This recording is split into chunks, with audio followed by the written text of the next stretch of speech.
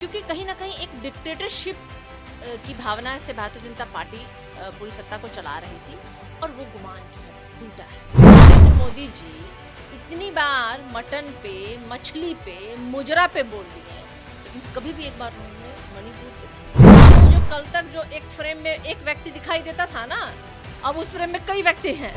माता और बहनों की कब से चिंता हो गई भाजपाइयों को? कब से भाजपाइयों को चिंता हो गई भाई? के नाम पे, जात के नाम पे, जेंडर के नाम पे घर तो जल रहा है हमारा। आरएसएस की ही बी टीम है, या मैं कहूँ कि पितृ पार्टी है आरएसएस, भारतीय जनता पार्टी की। आरएसएस पर प्रमुख मोहन भागवत ने एक बयान दिया है, मणिपुर में 1 साल बाद भी शांति नहीं हुआ, स्थिति पर प्राथमिकता से विचार करने की जरूरत है। ये आरएसएस के प्रमुख मोहन भागवत का स्टेटमेंट है। 1 साल हो गया, मणिपुर जल रहा है, आग की लपेटे में है, सरकार नाकाम है शांति व्यवस्था कायम करने में।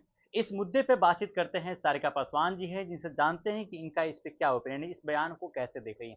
सारिका जी, जिस तरीके से मोहन भागवत जो आरएसएस के प्रमुख का बयान दिए हैं, उसे कितना सहमत हैं आप? देखिए, आरएसएस की ही बी टीम है, या मैं कहूँ कि पितृ पार्टी है आरएसएस, भारतीय जनता पार्टी की। और भारतीय जनता पार्टी की आइडियोलॉजी जो है ना, वो आरएसएस से ही होकर के आती है।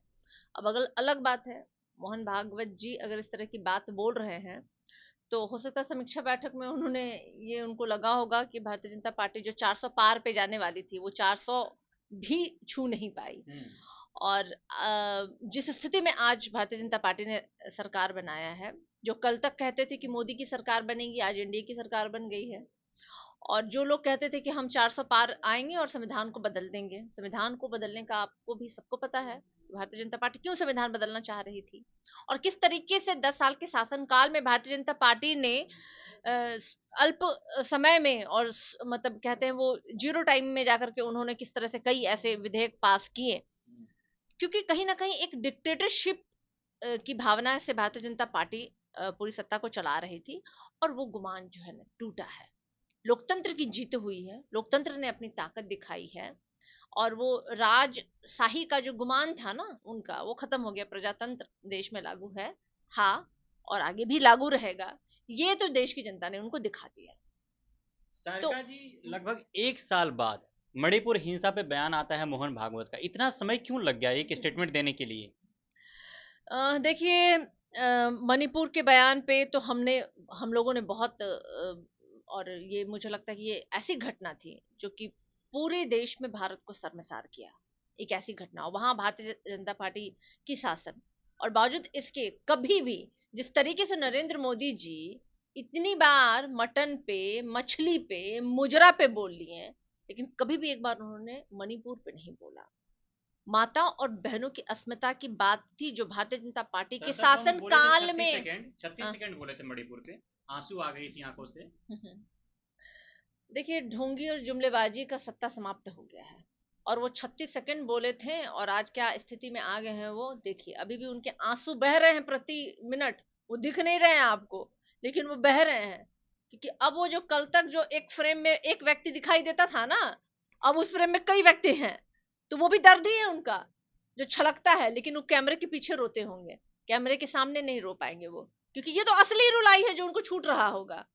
रुलाई तो जनता ने उनको रुलवा दिया। इंडिया गठबंधन ने जिस मजबूती के साथ लोकतंत्र को बचाने के लिए, संविधान को बचाने के लिए लड़ाई लड़ी, आज मजबूर हमने उनको किया कि संविधान को उठा के वो माथे से लगा रहे हैं जो लोग संविधान को बदलने की बात किया करते थे। और माता और बहनों की कब से चिंता हो गई भाजपाइयों को? कब से भाजपाइयों को चिंता हो गई भाई?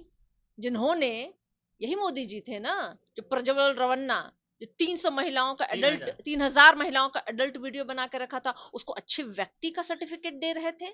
बड़े अच्छे व्यक्ति हैं भाई, इनको वोट कीजिए आप। ये वही मोदी जी हैं। तो मोदी जी का, पार्टी का और मोदी जी के चरित्र का तो पहले हम लोगों ने देख लिया था। वो तो पूरा दिखा रहा था कि भाई भारतीय जनता पार्टी के लोगों की सोच क्या है। इनके सांसदों के द्वारा महिला खिलाड़ियों का क्या हुआ, सड़कों पे उनको घसीटा गया, वो भी हमने देखा। तो भारतीय जनता पार्टी कभी भी महिलाओं पे, और सबसे बुरी बात मैं एक और बताना चाहूंगी, ये वो भारतीय जनता पार्टी है जो 33% आरक्षण की बात करती थी और जिसने एक भी महिला को टिकट नहीं दिया।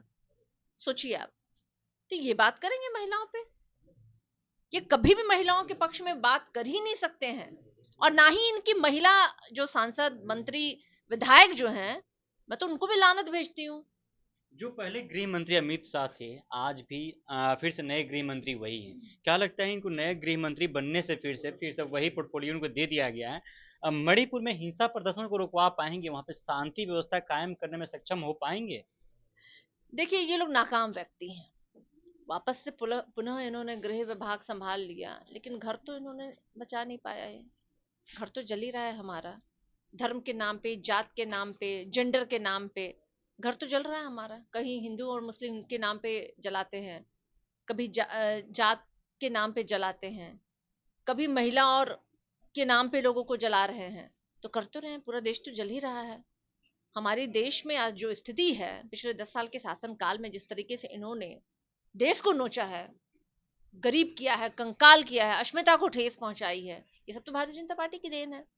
तो कभी भी ये भारत और इंडिया के बारे में सोच ही नहीं सकते, क्योंकि ये लोग सिर्फ मैं के बारे में सोचते हैं। मेरा कैसे बढ़ोतरी हो, मेरे धन में कैसे बढ़ोतरी हो, मेरे सम्मान में कैसे बढ़ोतरी हो, मैं कैसे ये बन जाऊं, मैं कैसे वो बन जाऊं।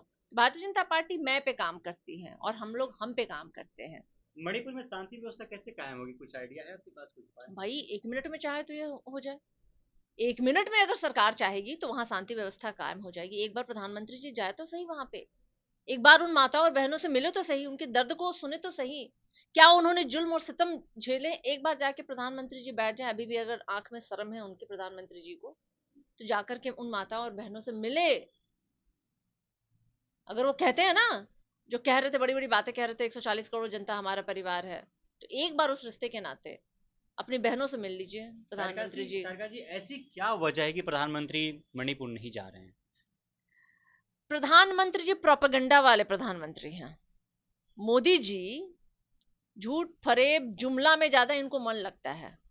इनको कोई मतलब नहीं बनता है देश की क्या स्थिति है, इससे कोई उनको फर्क नहीं पड़ता है। देश की महिलाओं की स्थिति क्या है, गरीबों की स्थिति क्या है, नौजवानों की स्थिति क्या है, इससे प्रधानमंत्री जी को कोई फर्क नहीं पड़ता है। और यही कारण है, इसी संवेदनहीनता के कारण मणिपुर आज जल रहा है। आज तक इतने महीने हो गए, आज तक मणिपुर में अगर शांति स्थापित नहीं हो पाई है, उन बहनों को आज न्याय नहीं मिल पाया है, ये हमारे देश के प्रधानमंत्री की संवेदनहीनता के कारण हो रहा है। आज भी मैं पुनः आपके माध्यम से कहना चाहूंगी कि प्रधानमंत्री जी अपने अंदर की जमीर को जगाइए।